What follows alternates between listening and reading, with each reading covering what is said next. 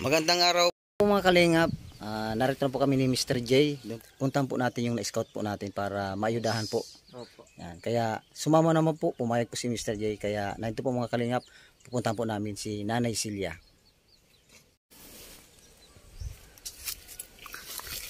Yan, tao po.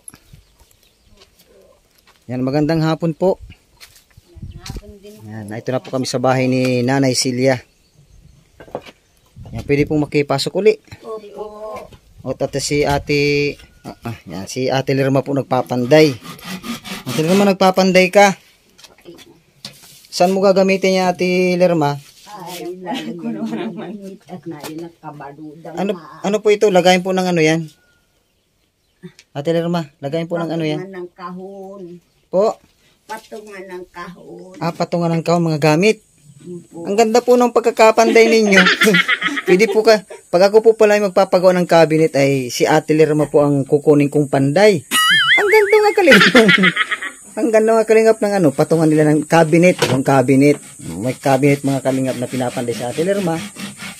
Kung sino man po ang gusto magpagawa ng cabinet ay narito po si Ate Lerma. Siya po yung marunong magpanday. At Nanay Celia, o kumusta na po? Andiyan pala po kayo. Kumusta na po? Na ito po, naman na kundi ang haligi. Haligi, ay. Ang haligi namin ay pag magangin-hangin, baliktad na. Siya po. Ay, tingnan naman ninyo. Kami naman, Saan po ang mayahas dyan? Ay, dito nakapasok kaya. Kapasok po ang ahas? Ano po yung ahas? Malaki? Hindi, maliit lang. Maliit lang po ay. Maliit po. Ay, kasama ko. Nanay. Nanay Celia. Po. Meron pong kasama. Gusto ko pong makita. Ito po si Mr. J. Gusto ko pong makita ni Mr. J. Oh. Hi, Nay. Sana po, Nay. Samahan po ako ni Kuya Gilbert. At sinama po ako niya dito sa inyo. At maya-maya meron akong ibigay po sa inyo, ha? Nay. Meron po akong ibigay sa inyo. Tsaka ang nakaka-proud dito, Kuya Gilbert, no? Talagang babae talaga ang gumagawa ng panglalaki. Oo, kasi sila na lang Mr. J yung ano ay. Sila lang ang nandito sa bahay na ito, walang lalaki kaya si Ate Lerma talaga lahat dito, nagpapanday, naggagawa ng lahat ng gawaing bahay. Oh, ay meron pala na ito lalaki. Baby pa. Nanay Celia, kumusta na po ang pakiramdam ninyo? Ay, biglang inubos si Nanay Celia. Alam ko na po ang sakit ninyo, Nanay Celia. Alam ko na po ang sakit ninyo. Inuubo po kayo. Aantay ko yung ipikasin mo. Ay, nalimutan ko nga palang ipikasin ulit nga pala ni Nanay Celia. Makakalimutin ako, Nanay Celia. Sa lahat po naming binili, nagbili po kami, yung po ang nakalimutan ko, yung ipikasin mo. Sige, sa sunod po, Nanay Celia, ay meron ka na pong ipikasin oil. At mga kalingap, yung pong sabi ko po sa inyo noon na talagang tulo-tuloan po itong yero nila ay bubong nila dito. Ngayon po mga kalingap meron na pong bubong. At meron pong Nanay.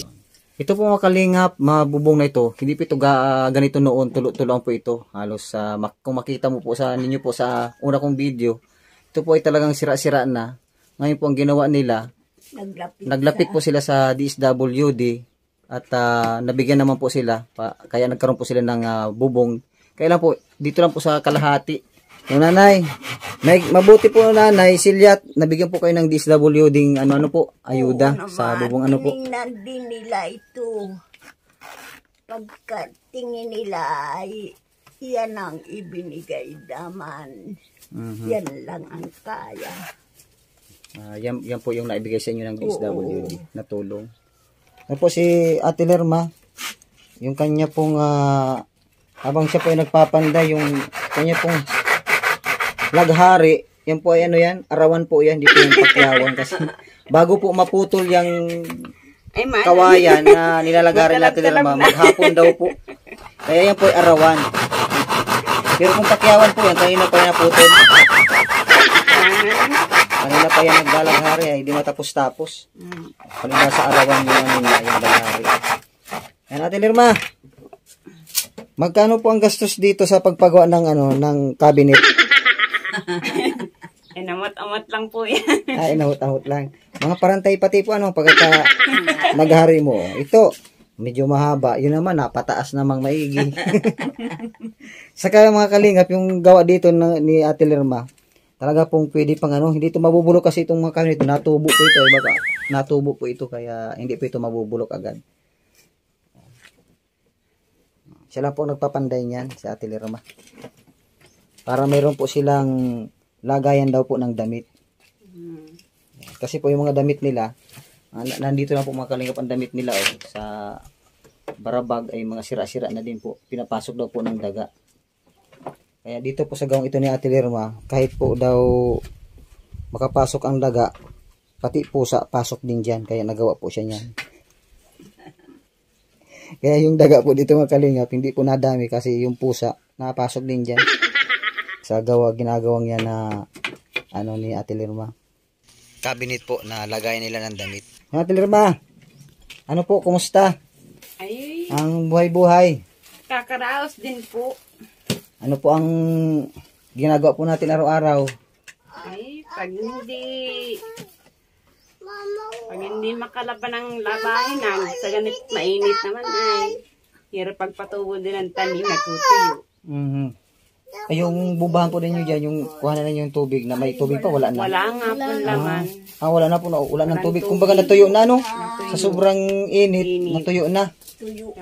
Kaya yung mga nakita ko po dyan, yung tanim mo ay talagang turuyo ay. Turuyo nga po. Kaya hindi ka na po ngayon nakakapagtanim-tanim dyan sa likuran. Yan, ang hirap magpatubo. Ang hirap ng Ano, buhay. Mas mahirap po yung magpatubo ng pananim, pero mahirap din po yata manghuha ka na lang dyan ng tanim, ano? Mas na lang mahirap. Mas mahirap po yun. Gagalitan po ng may-ari, ano? Kakaroon tayo ng ano niyan. Ano lang po pwedeng itanim dyan, wala na talaga. Wala nang maitanim. Kangus ang ano. Matagal pa sa init ang kanggos ay, ano? Mm. Ay, yun na lang ang pwede. Pero yung mga tanim-tanim na gulay, wala na talaga, ano? Mahirap magpatubo. Ang time ako nagpunla ako ng sitaw ay para lang niluto sa na hindi natuyo. So, ang hanap buhay ni Ate Lirma ay lang po ay Magtinda tayo. opo, ang magtinda-tinda lang ng gulay. Pag may angkat. Angkat, para meron lang tayong meron lang May pang suporta, may maibili ng bigas. So, yun lang ang panggawa ni Ate Lirma dito, magtinda-tinda, tapos nakikigamas Ate Lirma? Kikigamas, pag mayroong nagpapagamas. Pag wala naman, wala din. Wala din. Di ka na naglalaba, Ate Lirma? Ay, hindi at yan, pwedeng pagparalayasan ng Oo, at maliit pa lagi. yung anak mo ay Kaya hindi na po nakakapaglabada si Ate Lirma. Hindi ko na pati pinaalisin at pag ako'y sinumpong, wala na. Opo, kasi may Baka mga madatnan ako, patay na din. kaya dito lang po talaga siya.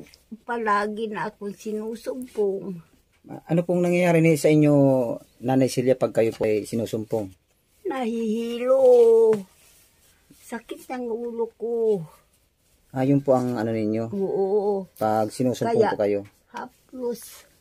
Haplos. Ay, yung ipikasin ko pala. Ayun nga po, sorry po talaga Nanay, talagang dadalhin ko po yung Nanay ditong ipikasin oil mo ba? At yun po ang nakalimutan, sabi ko nga siya nga pala. Pag sabi ninyong ipikasin oil, naku po, sabi patay tayo nito kay Nanay Celia. Yan, Mr. J, sa susunod, papalala muna sa akin yung ipikasin oil. Naku po, patay tayo kay Nanay Celia. Parang yan ang Kuya Albert, na parang ikaw pang mas matanda kaysa kay Nanay. Makakalimutin ako talaga. Si Nanay Celia, hindi siya makakalimutan yung ipikasin oil kasi arantay talaga niya yun. Aray. Pagkatapos yung sakit niya, dagang aray-aray daw siya, maalala talaga yung ipikasin oil. Kaya sa susunod, dadalhin po namin ni Mr. J. Sige po. Nanay, sa susunod pong pagbalik po namin, dadalhin namin ni Mr. J yung ipikasin oil mo. Yan, sige po. Nanay, meron lang pong si Mr. J sa inyo. Meron pong katanungan lang sa inyo si Mr. J, kaya si Mr. J po, kakusapin po kayo.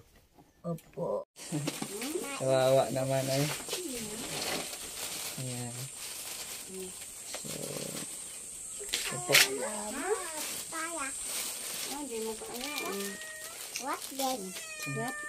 Ayan, Yan, Ate Lerma. Ano pong masasabi ninyo sa munting ano namin sa inyo, ayuda, tulong, kunting tulong namin sa inyo? Ay, ito po ay hindi na po namin bibilhin. Kahirap pa ng buhay. Ay malaking tulong na rin sa amin. Lalo na ang bigas. Sa mahal ng bigas din ngayon. Opo. Ay isang malaking tulong na po sa amin na mabigyan ng ganito. Ano Silya? Ano pong masasabi ninyo? Lamang po na yung banggitin yung ano, yung ipikasin oil talaga. Ay, salamat po ng marami. At mainit. Mainit talaga. Walang kaming nahahanap buhay. Ay, mainit. Malaking tulong ito. Malaking tulong. Ay, salamat po nanay. Opo. Thank you po. Kasi po mga kalingap. Oh, pumasok na si Totoy dyan sa ano niya oh. Sa cabinet ni mama niya. Hindi na damit ang pumasok. Si Totoy nang pumasok. Unang pumasok oh. Saka yung pusa. Kasunodan niya yung pusa. Yan. Kaya yung daga po mga kalingap. Kasusunod na rin yun. Daga. Yan. Sige po nanay. Maraming salamat po Ate Lerma. Nanay Silya. Maraming salamat po. Punta na po kami. Tulong din po. Opo. Mainit. Malaking bagay na po ito sa amin. Mainit. Opo. Maraming salamat po. Bye-bye po nanay. Opo. Yan Ate Lerma. Salamat po. Salamat din po. Ang gabibilin mo. Yan po mga kalingap, maraming salamat po kay Kuya Bal Santos Matubang, Ate Edna Vlogs. At syempre po kay Kalingap Rab. Maraming salamat po mga kalingap, God bless po sa inyong lahat.